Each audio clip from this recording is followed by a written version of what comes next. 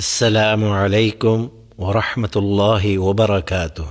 الحمد للہ وکفى والصلاة والسلام على عباده الذین اصطفى اما بعد فاعوذ باللہ من الشیطان الرجیم بسم اللہ الرحمن الرحیم۔ ورتل القرآن ترتیلا، اور قرآن کو ترتیل کے ساتھ پڑھیے۔ سید الاولین والآخرین امام الانبیاء والمرسلین جناب محمد الرسول اللہ صلی اللہ علیہ وآلہ وسلم نے ارشاد فرمایا، لیس منا من لم یتغنى بالقرآن، جو قرآن کو خوش الحانی سے نہ پڑھے وہ ہم میں سے نہیں ہے۔ رسول اللہ صلی اللہ علیہ وآلہ وسلم کا ارشاد مبارک ہے، زین القرآن باصواتکم، قرآن کو اپنی آوازوں سے زینت دو۔ اسی طرح فرمایا، اقرأ القرآن بلحون العرب واصواتها، قرآن کو عرب کے لب و لہجہ اور ان کی آوازوں پر پڑھو۔ قرآن مجید میں اللہ سبحانہ و تعالی نے ارشاد فرمایا، بل هو قرآن مجید، کہ یہ قرآن عظیم الشان ہے۔ اسی طرح فرمایا، فلا اقسم بمواقع النجوم وإنه لقسم لو تعلمون عظیم، اللہ جل شانہ قسم سے فرما رہے ہیں، انہ لقرآن کریم، کہ یہ قرآن بڑے رتبے والا ہے۔ سورہ بقرہ میں ارشاد باری تعالی ہے، الذین آتیناہم الکتاب یتلونہ حق تلاوتہ، کہ وہ اس کی تلاوت اس طرح کرتے ہیں جس طرح تلاوت کرنے کا حق ہے۔ سورۃ المزمل میں ارشاد باری تعالی ہوا، ورتل القرآن ترتیلا، اور قرآن کو ترتیل کے ساتھ پڑھیے۔ مذکورہ بالا قرآنی آیات و احادیث مبارکہ سے ثابت ہوتا ہے کہ قرآن کو خوبصورت اور اچھی آواز کے ساتھ ساتھ صحیح تلفظ پر پڑھنا ہر مسلمان پر فرض ہے۔ بخاری میں حدیث ہے، خیرکم من تعلم القرآن وعلمہ، تم میں سے بہترین شخص وہ ہے جو قرآن سیکھے اور سکھائے۔ اسی طرح امام بخاری یہ ارشاد مبارک بھی نقل فرماتے ہیں کہ آپ صلی اللہ علیہ وآلہ وسلم نے ارشاد فرمایا، ان افضلکم من تعلم القرآن وعلمہ، بے شک تم میں افضل بزرگی والا وہ شخص ہے جو قرآن سیکھے اور سکھائے۔ مسلم شریف میں حدیث مبارکہ ہے، الماہر بالقرآن مع السفرۃ الکرام البررہ، جو قرآن کا ماہر ہو اس کا مقام تو یہ ہے کہ وہ معزز ترین فرشتوں کے ساتھ ہوگا۔ والذی یقرأ القرآن ویتتعتع فیہ وہو علیہ شاق لہ اجران، اور جو قرآن پڑھتا ہو اور اٹکتا ہو اور قرآن کو اسے یہ پڑھنا گراں گزرتا ہو، لہ اجران، تو اس کے لیے دوہرے اجر کی بشارت ہے۔ رسول اللہ صلی اللہ علیہ وآلہ وسلم نے ارشاد فرمایا، ان اللہ یحب، بے شک اللہ پسند فرماتے ہیں، ان یقرأ القرآن، کہ اس قرآن کو ایسے پڑھا جائے، کما انزل، جیسے کہ یہ نازل کیا گیا۔ اس سارے علم کا نام کہ ہم قرآن مجید کو اس کے صحیح تلفظ پر پڑھ لیں، اس کو تجوید کہتے ہیں۔ چنانچہ علم تجوید کے مطابق قرآن مجید کی تلاوت کرنا ہر مسلمان مرد و عورت پر فرض ہے۔ دور حاضر کی مصروفیات کو مد نظر رکھتے ہوئے 25 اسباق پر مشتمل ایک عملی تجوید کورس ترتیب دیا گیا ہے تاکہ ہر مسلمان اس سے نہایت سہولت سے فائدہ اٹھا سکے۔ اب اس کورس سے کیسے بھرپور استفادہ کیا جا سکتا ہے، اس کے لیے ماہر صوتیات ہمارے ادارے کے ساؤنڈ انجینئر جناب حنیف صاحب چند ایک گزارشات گوشے گزار کریں گے انہیں غور سے سنیے گا تاکہ آپ زیادہ سے زیادہ فائدہ اٹھا سکیں۔ جناب حنیف صاحب۔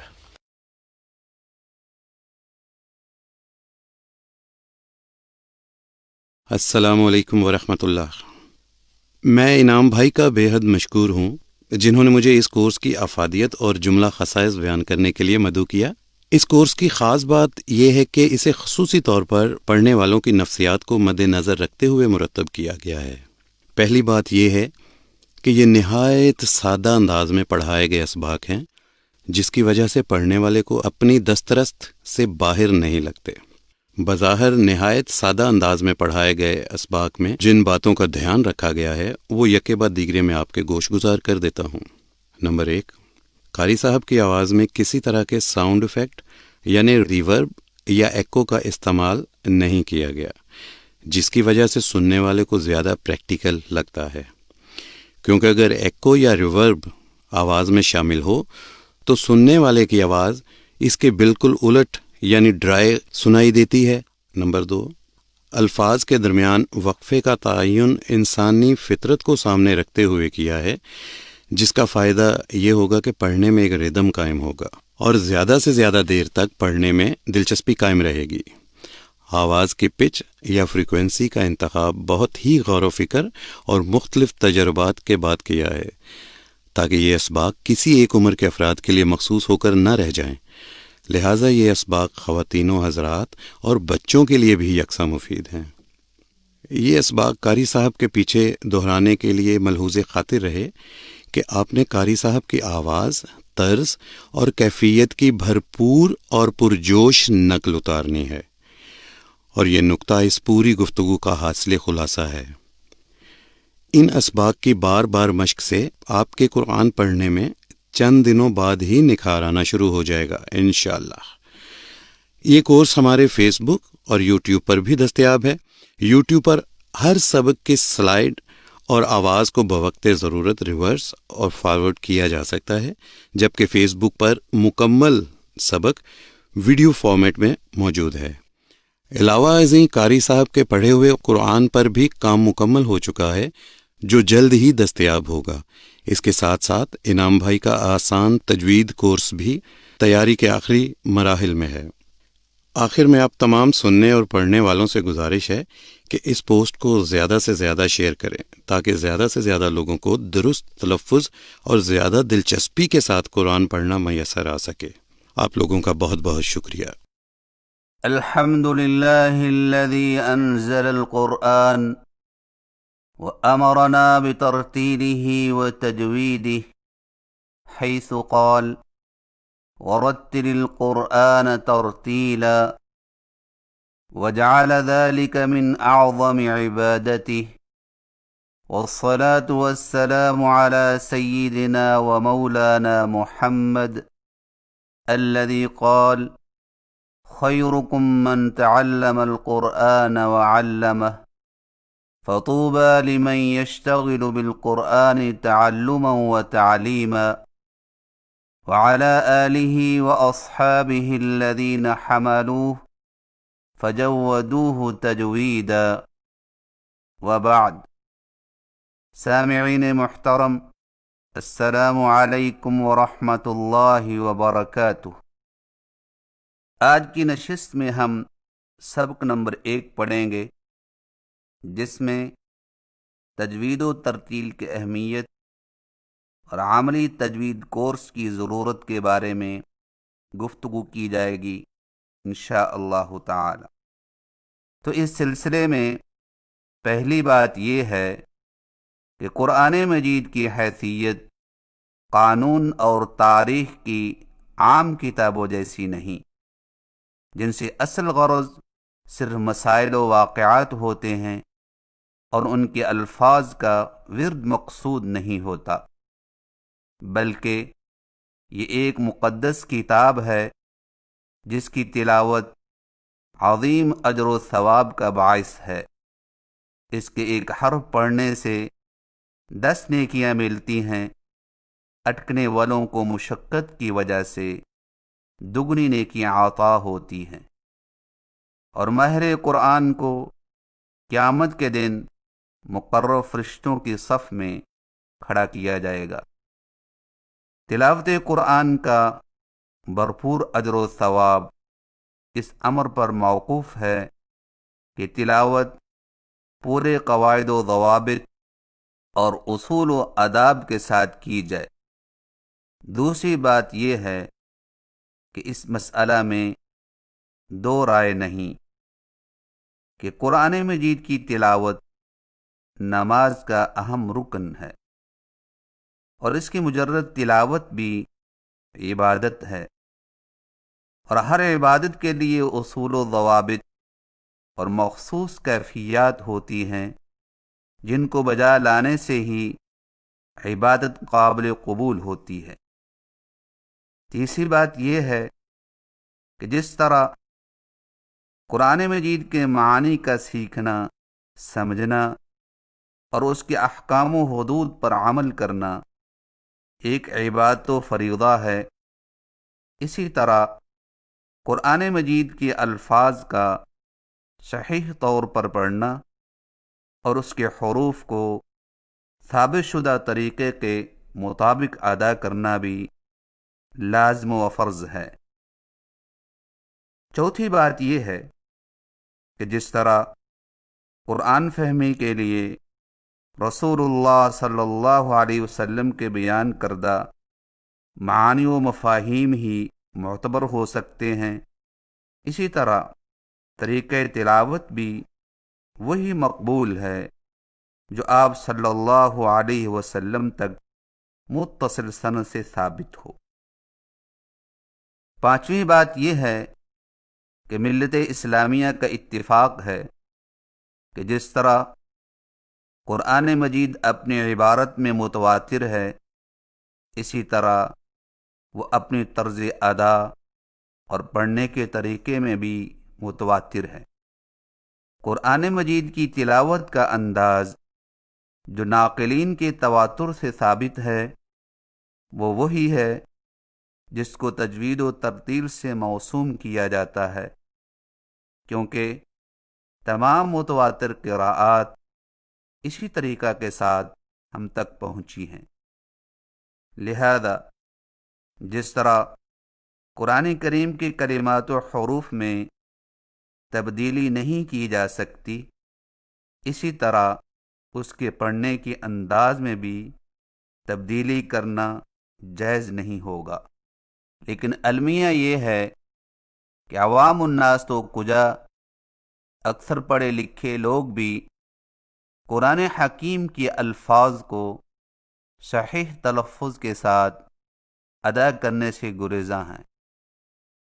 چھٹی بات یہ ہے کہ دنیا میں کسی کتاب کو یہ اعزاز حاصل نہیں کہ اس کی تلاوت اور قراءت کے لیے باقاعدہ اصول و ضوابط ہوں۔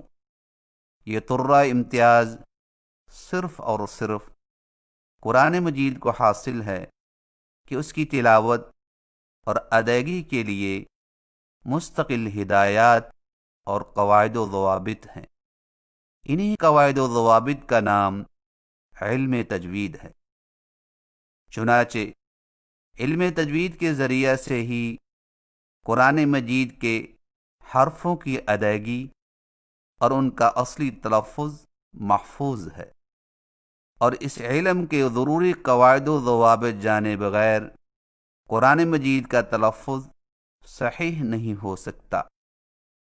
اسی لیے قواعد تجوید کی پابندی شریعت اسلامیہ کی روشنی میں ضروری قرار دی گئی ہے، تاکہ رسول اللہ صلی اللہ علیہ وسلم کا انداز تلاوت لب و لہجہ محفوظ رہے۔ لہذا ہر مسلمان کے لیے ضروری ہے کہ وہ علم تجوید کے بنیادی قواعد سے آگاہی حاصل کر کے اس کے مطابق تلاوت کرے۔ تجوید کی دو قسمیں ہیں۔ نمبر 1 علمی تجوید، نمبر 2 عملی تجوید۔ علمی تجوید سے مراد یہ ہے کہ ان قواعد و ضوابط اور اصول و احکام کو سیکھنا جو علماء و قراء نے ایک خاص ترتیب کے مطابق مرتب کیے ہیں،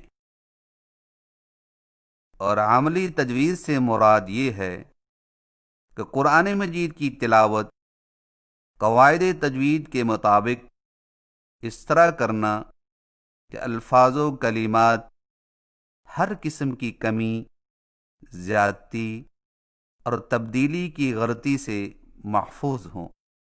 نیز اس تلاوت کی کیفیت تواتر کے ساتھ روبرو رسول اللہ صلی اللہ علیہ وسلم تک متصل سند سے ثابت ہو۔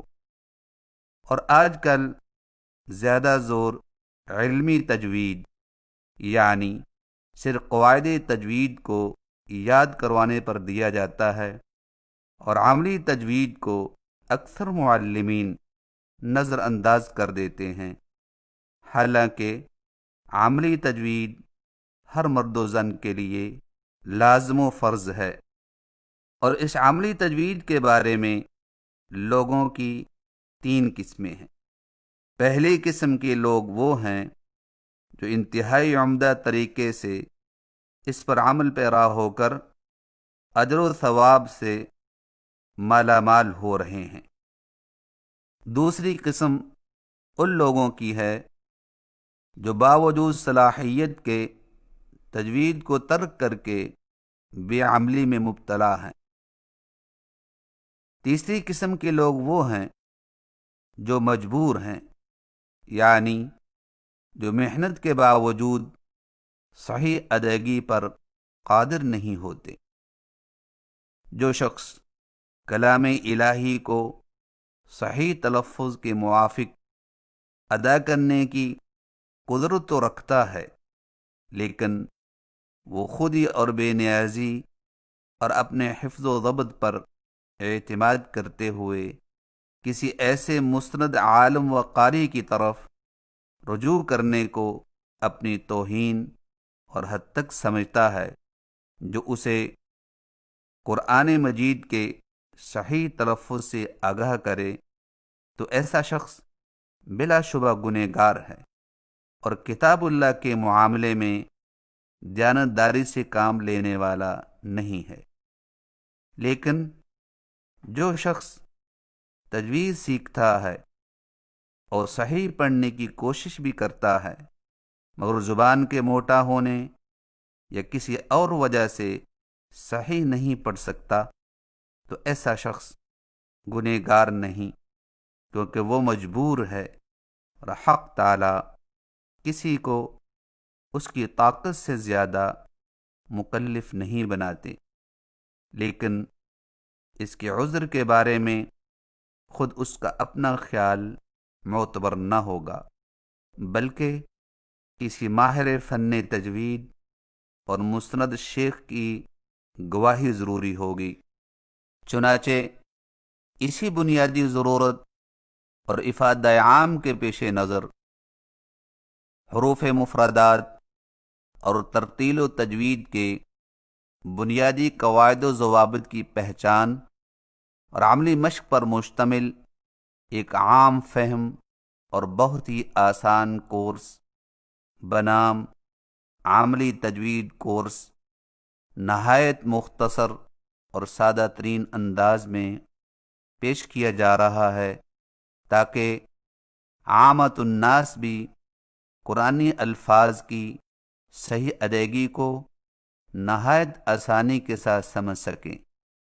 ہر شخص کو چاہیے کہ وہ قرآن مجید کو تجوید کے ساتھ پڑھنے کی بھرپور کوشش کرے، اور دن رات کے 24 گھنٹوں میں سے کچھ وقت عملی تجوید کو سیکھنے میں صرف کرے، تاکہ مطلوب انداز میں قرآن مجید کی تلاوت ہو سکے، اور پھر اس کی بدولت تلاوت قرآن کی تمام تر فضیلتیں حاصل ہو سکیں۔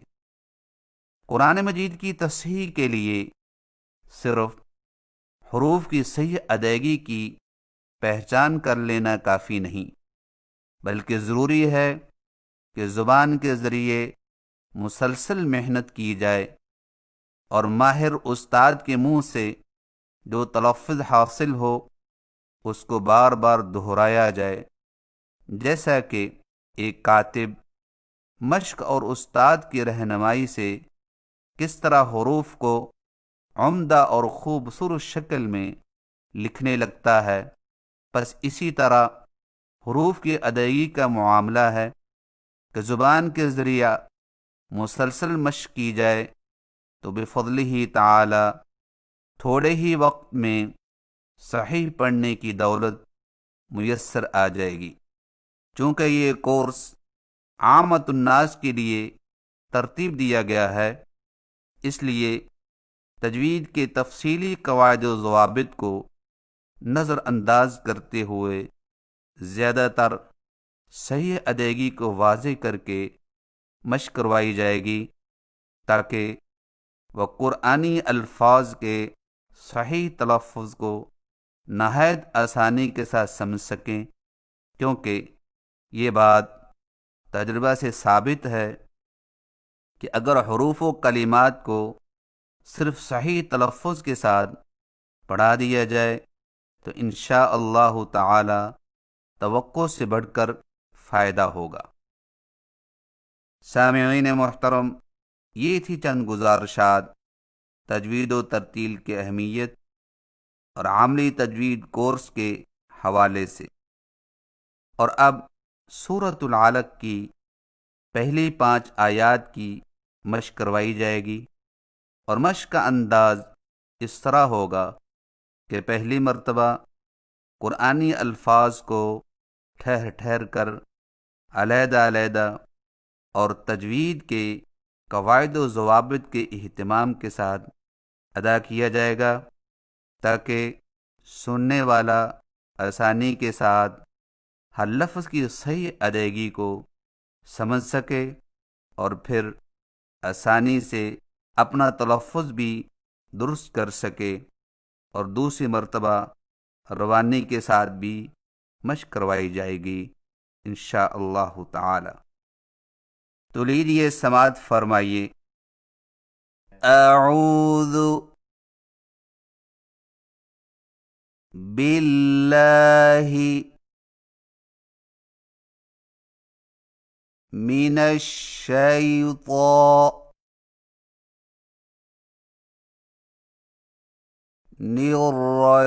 الرجیم،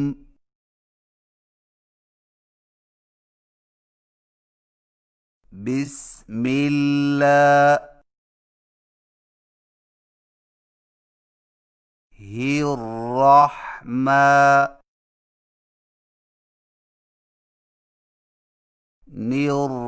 الرحیم۔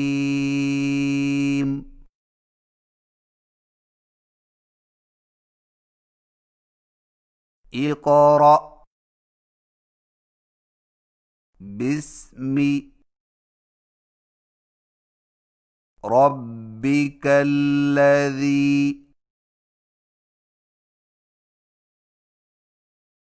خلق خلق الانسان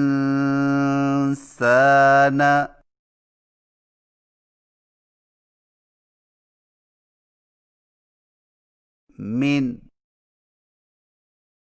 علق، اقرأ وربک الاکرم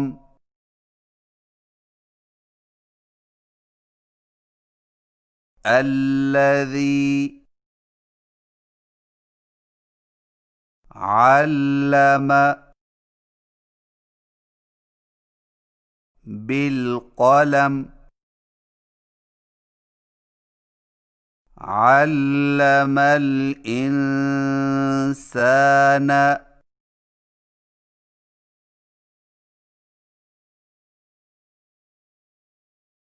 ما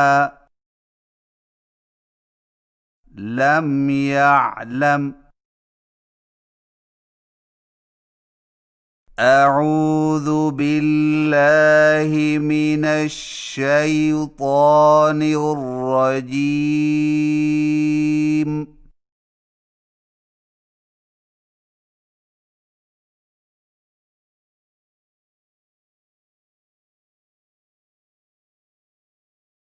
بسم الله الرحمن الرحيم.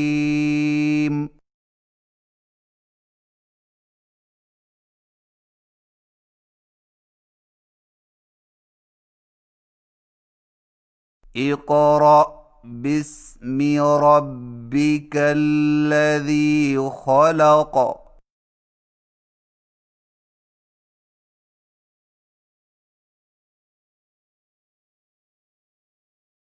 خلق الإنسان من علق.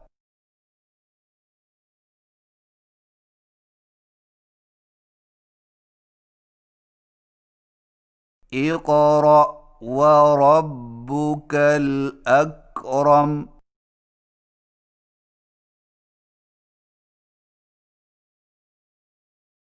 الذي علم بالقلم.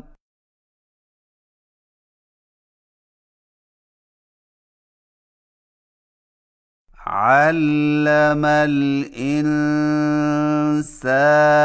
ما لم يعلم.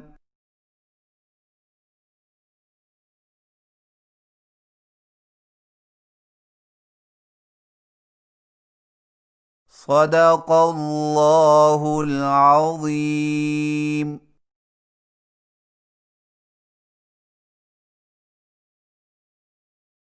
اللہ رب العزت کی بارگاہ میں التجا ہے کہ وہ اپنے لطف و کرم سے ہمیں اس نور ہدایت سے فیض یاب ہونے اور اس انداز سے پڑھنے کی توفیق دے جس کو اس نے پسند فرمایا ہے. آمین. وآخر دعوانا ان الحمد للہ رب العالمین. والسلام علیکم ورحمۃ اللہ وبرکاتہ.